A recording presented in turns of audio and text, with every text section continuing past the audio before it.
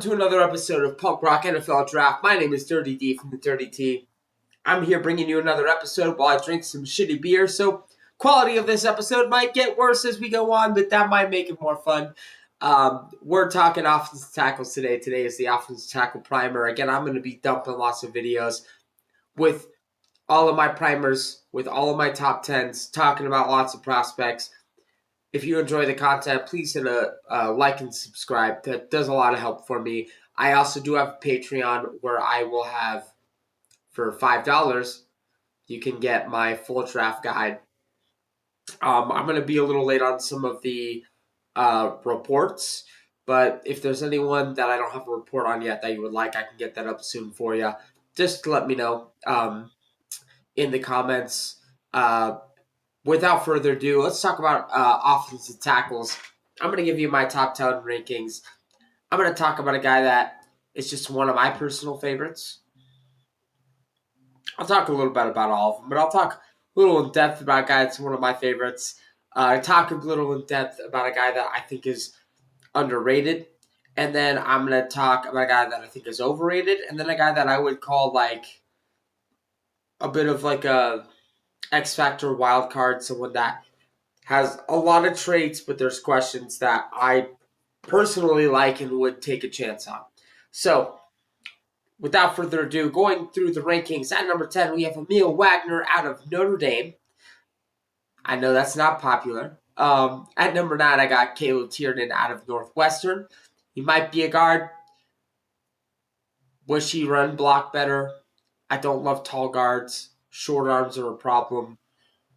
But there might be some like Braden Smith to him, but he's a little.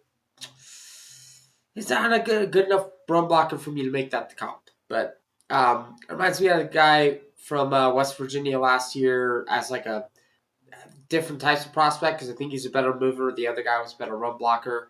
But that guy is playing guard now for the Jaguars. So he might end up being a guard, but I have him ranked here as a tackle. I have Monroe Freeling at number 8. Caleb Lomu at number 7. Caleb Lomu, I just think, isn't strong enough yet. You love the movement ability, but he just hasn't put it together yet, and the strength concerns me. Jennings Dunker at number 6. Blake Miller at number 5.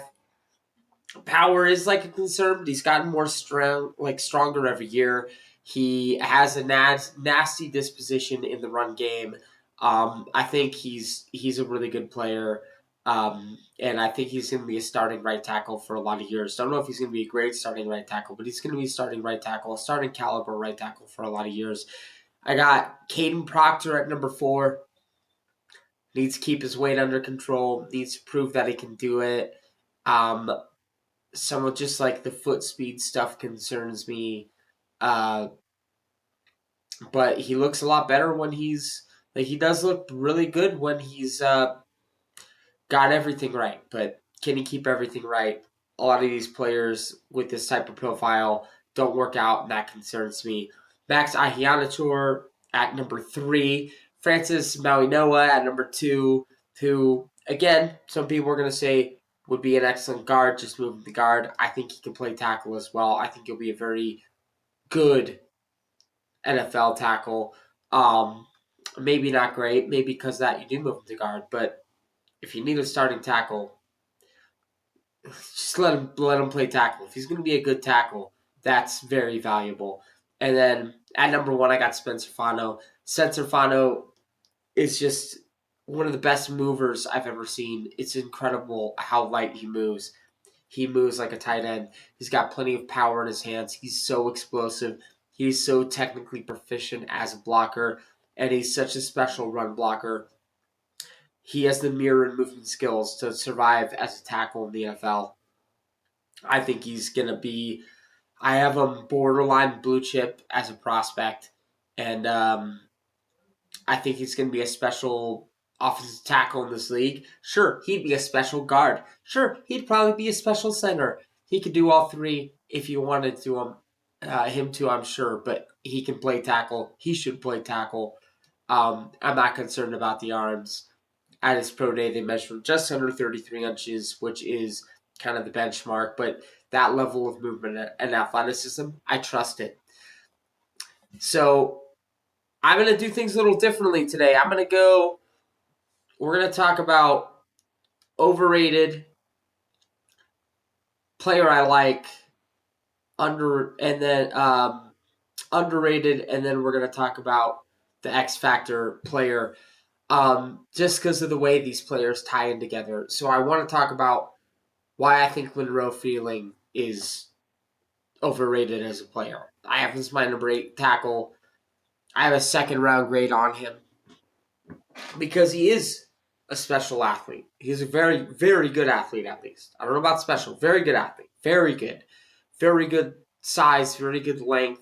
He checks a lot of the physical boxes. He graded well as a pass blocker last year. My issues are the power and the strength in the run game and the pass game. My issues are the technical side. He leans too much. He bends at the waist too much. I see him, reaching and all these technical issues. And I don't know, like, all about his background, but, like, he's at least, it's not like he's brand new to the sport. And that's important to note, but it's not like he's brand new at the sport. He's been playing the game, but he's been at Georgia, the SEC, I believe, for 3 or 4 years. And the guy just still doesn't know how to play tackle. And he has a lot of technical stuff that reminds me of the kid out of Washington State I can't remember his name off the top of my head, but the Eagles took him years back, and it just, sure, he was athletic enough, never worked out. Everyone wants to call him Colton Miller, the next Colton Miller, or the next Brian O'Neill. Those guys, that usually doesn't happen. They're outliers. And it really concerns me to have him as a first-round player just because I just don't see it in the player. And you don't see it when you watch the drills. I was like literally looking to show someone his combine drills, and you can't find him. He didn't look good in the drills at the combine. He doesn't know how to play the position yet again. The waist bending, the reaching, the leaning, that all is a major concern for me, and I wouldn't take that in the first round. But, like, if you like traits, if you want a traitsy, athletic, explosive, powerful, strong guy that is still learning in his football journey, I don't know why you wouldn't take Max Ihianator. The reason he's my number 3 player is because, sure, I think he grades very similarly, and sure, he's still raw in some of his tape, but A, you see special moments, including he dominated David Bailey. B, when you put him in the Senior Bowl, when you put him in the Combine, when you got him more like hands-on coaching, you saw him really blossom, really develop, and show a special type of player. Like he took to it really fast, which goes into me saying he's only been playing football for 4 years. He's been playing football for 4 years, and I think he's a better technical tackle than Monroe Freeling. If you want to bet on traits, bet on this guy. Dude's got traits for days. He's got 34-inch arms. He's almost 6'6", 321 pounds. He's absolutely super powerful.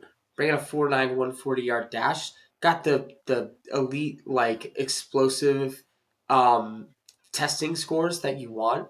He looks super fluid in his drills and movement. He looked way better than Monroe Freeling did. And he's been playing football for less amount of time. So if you want to bet on someone, bet on Max. And because of that, I would take him. I got a first-round grade on him. What borderline? I think I have him right at right on the edge. Like on the first-round side of, like, first, second-round player. And in this class, that's good enough to be like the 17th or 18th best player in the class just because it's not a super strong class. I don't have a ton of true first-round grades. And it's not just the traits. There's moments where you really see it, and then when you put them again and put him in the Senior Bowl one-on-ones where he's honestly like you're in a position to fail as an offensive tackle in the one-on-ones. And after day one, he dominated. Again, got him some more coaching. He dominated. Looked super smooth at the combine.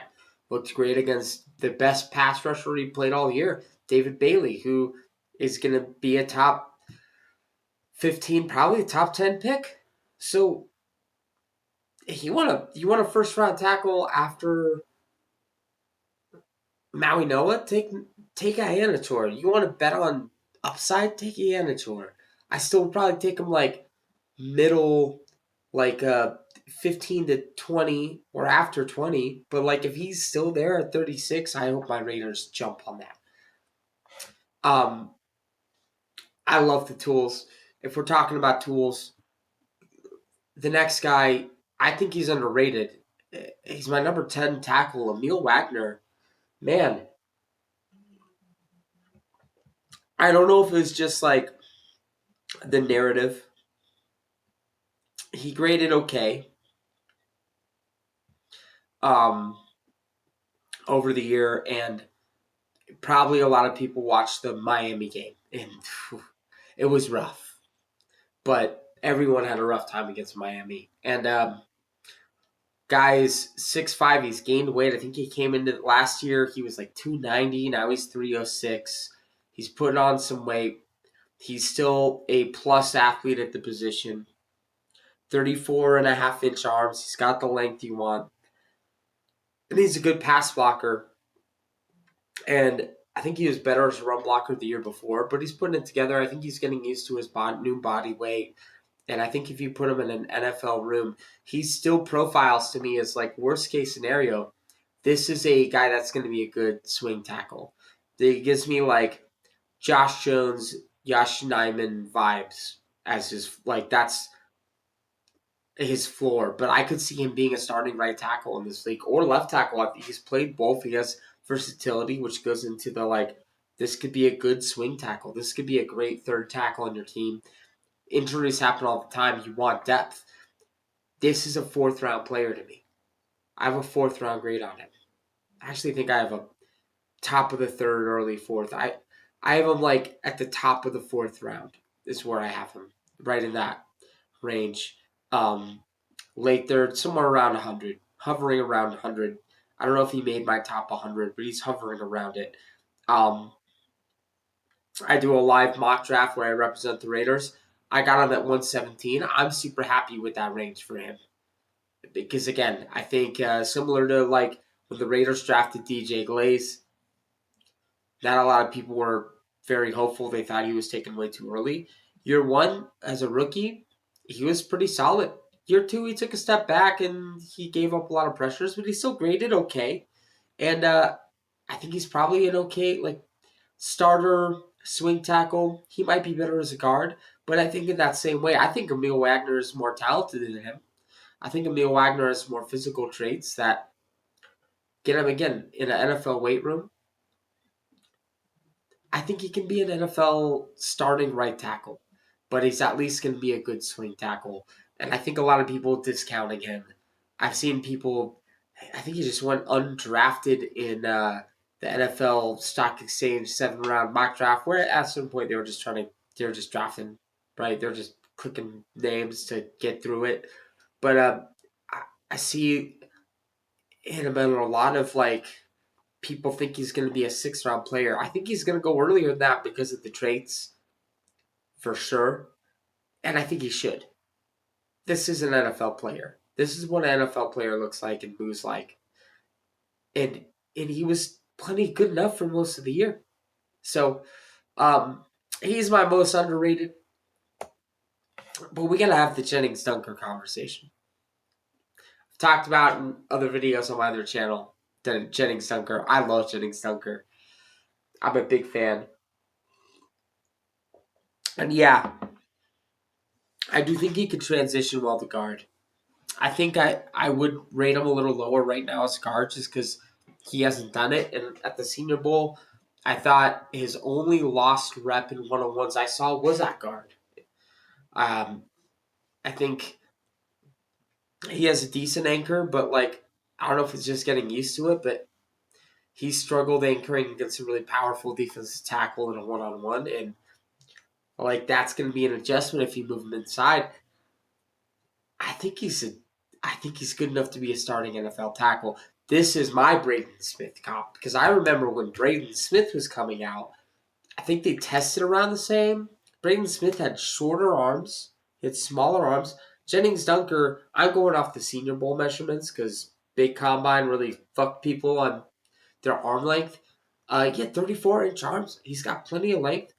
And then I think he got better as the week went on. Senior Bowl with like in the team drills, they fixed his stance. I think there's a couple technical things where like Iowa's got good coaches, but like I think you put him with a good NFL offensive line coach. I think you can get a good offensive tackle here. Now he feels like the guy to me, and I don't. I want to have this conversation. Green Bay. He feels like a Green Bay Packer. And the Packers, they draft these guys that played tackle in college, but are quote unquote built like a guard. They move them to guard, but then they move them back out to tackle after a couple of years. And I feel like we talk about it the opposite. We talk about like, oh, we'll let them fail at tackle and then move them to guard. Well, why don't you let them get acclimated to the NFL? Have them play tackle. Have them learn your system. Have them learn all the assignments. Especially if you're running a zone system, you got to know where everyone's is and everyone's assignment. And then after a couple of years, once he's entrenched himself, if someone, let's say someone gets hurt or whatever, then you move him to tackle. That's what the Packers doing with Jordan Morgan. And like Jordan Morgan was another player. People were like, oh, he probably moved to guard. He's gonna play tackle. I think Dunker can do it. I think Dunker, he was very productive as a tackle for the last 2 years. Gave up very little amount of sacks and pressures, and he's an excellent run blocker, especially in his own scheme. If I didn't start him as a tackle, I would have a plan of like, hey,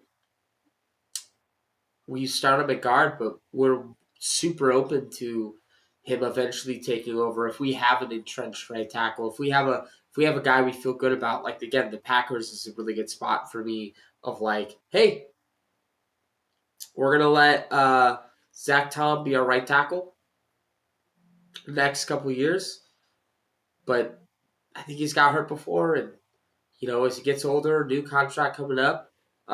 When it's time to replace Zach Tom, we're going to slide Dunker back out to tackle and give him a shot. And I don't know why that's something we're not talking about as much. I think he, conversely to like a Monroe Feeling, I didn't see a lot of waist bending. He's a knee bender. He looks really proficient. He's got some immediate explosiveness. I think he's more quick than he is like fast. Um, but he's got some movement to him, and he like again he bends at the knees well. Super powerful hands. I think you put him in a room like Green Bay, where I'd love him on the Raiders, and honestly, I'd consider him doing the same thing. But I totally would give him a chance to compete at right tackle, and I think that should be a more popular take, and I think more teams should do we'll start you a guard, we'll move you out of tackle in a couple years. You're are someone we'd like to eventually replace, when this guy's contract ends, but we want to start you on the inside at first. We'll cross train you. I think that should be a bigger thing. It's worked really well for the Packers. I don't know why more teams don't do it. That's it for my episode today. Again, I'm going to be releasing 2 or 3 of these videos today, maybe even 4. The next one we're going to do the linebacker class, which has been dubbed this generational class. Let's see if it really is. My name is Dirty D from Dirty T. This is the Punk Rock NFL Draft. Have a great rest of your fucking night. Punk's not dead. Let's go.